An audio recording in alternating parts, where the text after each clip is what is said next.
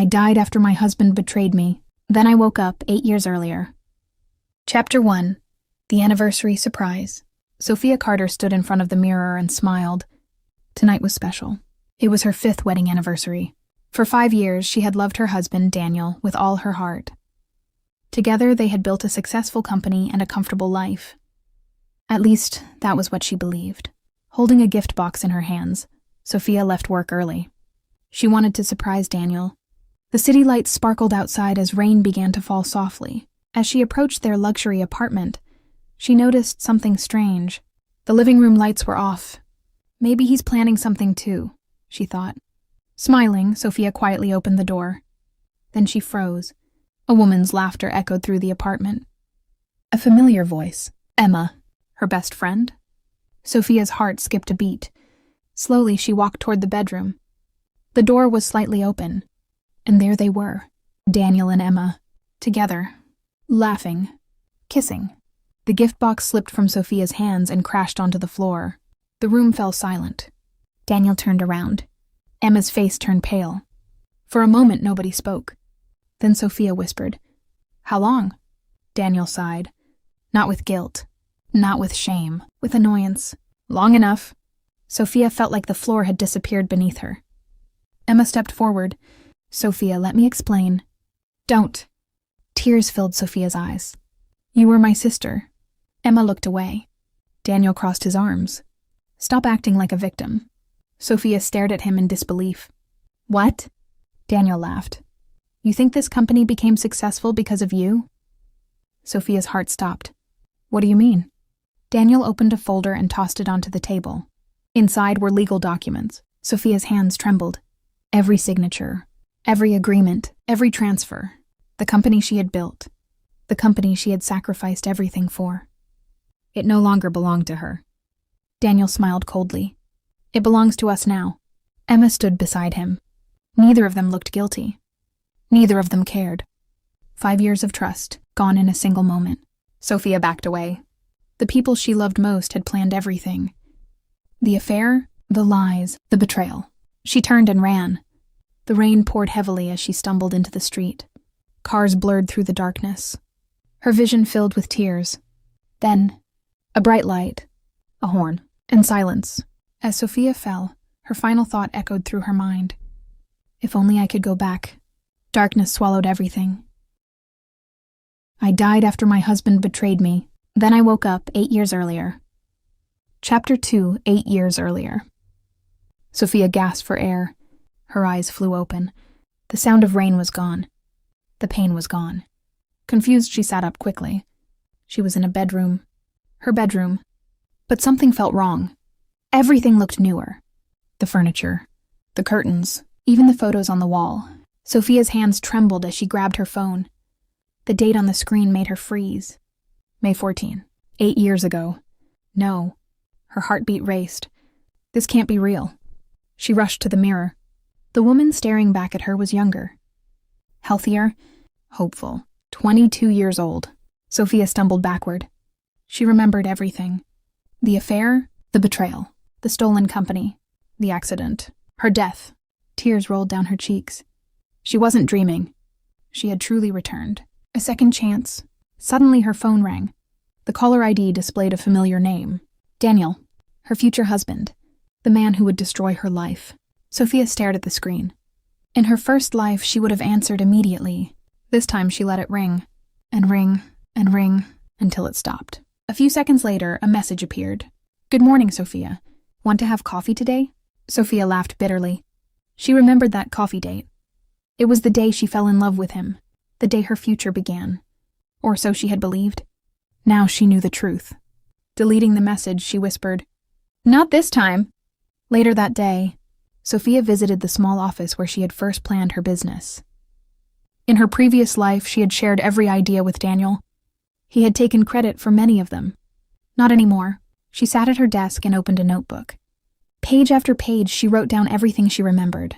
Business opportunities, investments, future trends, every lesson from the next 8 years. By sunset, she had a plan. A much bigger plan. She wasn't going to survive. She was going to win. As Sophia looked out over the city lights, determination filled her eyes. The people who betrayed her still had no idea. The future had changed. And this time, she was in control. I died after my husband betrayed me. Then I woke up 8 years earlier. Chapter 3. The Woman Who Changed the Future. 3 months passed. Sophia was no longer the same woman who had cried in the rain. Every morning she woke up with one goal: change her future. Using knowledge from her previous life, she invested in companies that would soon become successful. While others hesitated, Sophia acted. One by one, her investments grew. Her savings doubled, then tripled. Soon, she launched her own startup, a technology company built entirely from her ideas. The same ideas Daniel would have stolen in her previous life. Not this time. One afternoon, Sophia attended a business conference. As she stepped onto the stage, hundreds of people watched. Her presentation was brilliant. The audience applauded. Among them sat Daniel. His face was filled with shock. In her previous life, Sophia had spent years helping him build his success. Now she was building her own. After the event, Daniel approached her. "Sophia, you've changed." She smiled politely. "People change." Daniel looked confused. He had expected the old Sophia, the woman who trusted him completely, the woman who would sacrifice everything for him. She no longer existed. A week later, Emma appeared, Sophia's future best friend and future betrayer. Emma walked into a cafe carrying her usual bright smile. "Sophia, it's been so long." Sophia looked at her calmly. In another life, seeing Emma would have made her happy. Now all she saw were lies. Still, she smiled, because this time she understood the rules. "You look successful," Emma said. "I'm working hard." Emma's eyes briefly glanced at Sophia's expensive watch. Sophia noticed. Some things never changed. That evening, Emma sent a message. "We should spend more time together." Sophia stared at the screen. Then she smiled. In her first life, she had trusted too easily. This life was different. She would keep her enemies close, and her secrets closer. Standing by her office window, Sophia looked over the city. The game had begun. Daniel wanted her attention. Emma wanted her trust. Neither of them realized the truth. Sophia already knew exactly who they were, and soon, they would learn who she had become. I died after my husband betrayed me. Then I woke up 8 years earlier. Chapter 4. The Fall of the Traitors. 2 years later, Sophia Carter had become one of the youngest CEOs in the country. Her company was worth millions. Her name appeared on magazine covers, and her success continued to grow. Meanwhile, Daniel's life was falling apart. The business he had dreamed of building was failing. Investors were leaving, debt was growing. Nothing seemed to work. One evening, Daniel sat in his office staring at the latest financial report. Losses. Again? He slammed the papers onto his desk. This can't be happening.